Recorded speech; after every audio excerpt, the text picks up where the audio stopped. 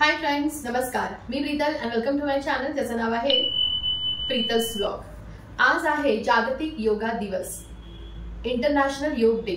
आणि त्या निमित्ताने आज जगभरात योगा दिवस म्हणून साजरा केला जातो. आणि आजच्या दिवशी लहानांपासून ते अगदी वृद्धांपर्यंत सगळेच जण आपापल्या शारीरिक आणि मानसिक तंदुरुस्तीसाठी योगा आणि त्याची आसनं नियमितप्रमाणे करतात. तर आजचा हा व्लॉग मी सुद्धा तुमच्याबरोबर शेअर करणार आहे या योगा दिवस या निमित्ताने.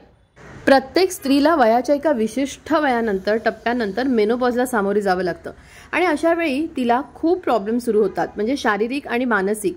अचानक वजन वाढू लागतं, पोटाचा घेर वाढतो, मन अस्वस्थ होतं, मूड स्विंग होतात. मी स्वतः सुद्धा मेनोपॉज ह्या फेजमधून जात आहे, पण योगाभ्यासामुळे बऱ्याच प्रमाणात हे जे काही प्रॉब्लेम्स आहेत त्याला मी फेस करू शकते, त्याच्यातून मार्ग काढू शकते. मेनोपॉजच्या या काळात आपलं शरीर थोडं बेढप होतं, पोटाचा घेर वाढतो किंवा आपलं वेट गेन होतं, तसंच मूड स्विंगही होतात. आणि म्हणूनच योगाभ्यास केल्याने या सगळ्यावर आपण मात करू शकतो.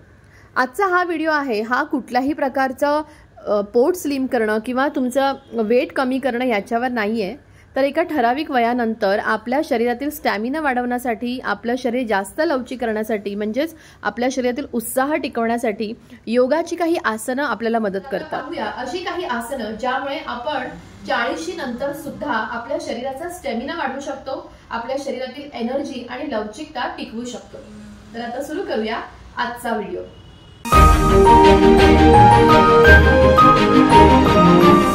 Plank pose.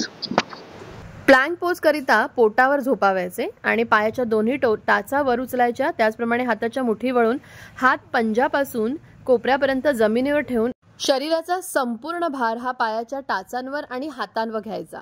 असे 10 काउंट करायचं. हे झालं प्लँक पोज.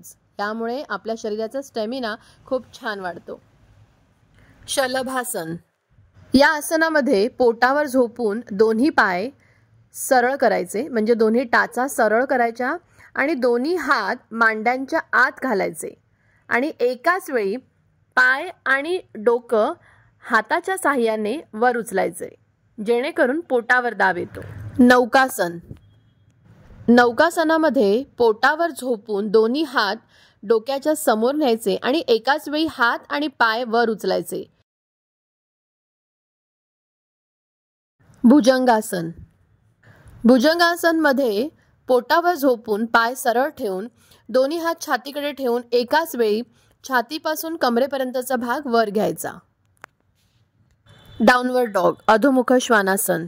या आसनामध्ये भुजंगासनानंतर दोन्ही पाय हळूहळू पुढे आणायचे आणि डोक्यापासून कमरेपर्यंतचा भाग पायाकडे न्यायचा प्रयत्न करायचा. V shape. वज्रासन.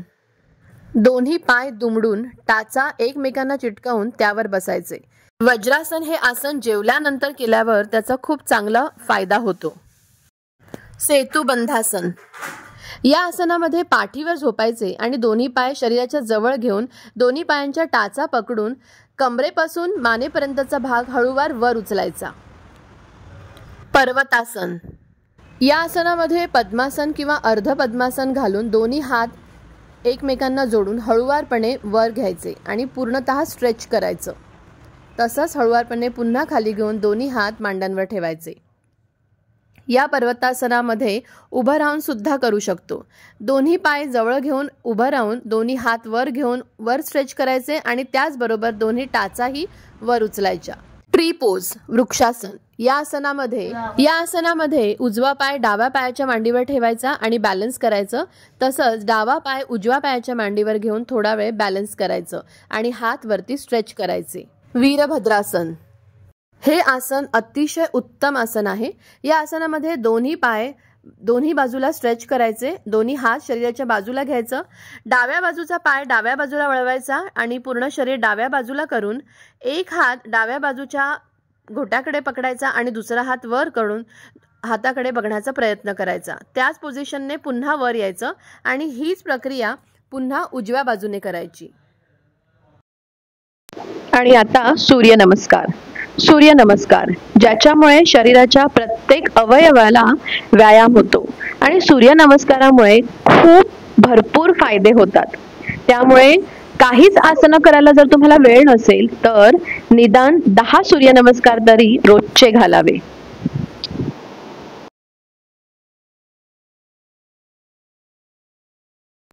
आणि सगळ्यात महत्त्वाचं म्हणजे ओमकार.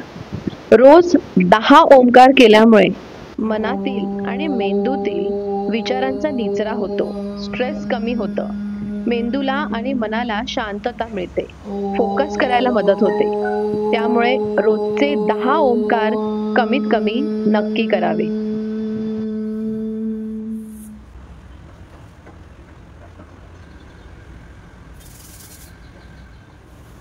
तर अशी होती योगाची काही आसनं ज्यामुळे आपल्या शरीराचा स्टॅमिना, एनर्जी किंवा लवचिकता वाढेल.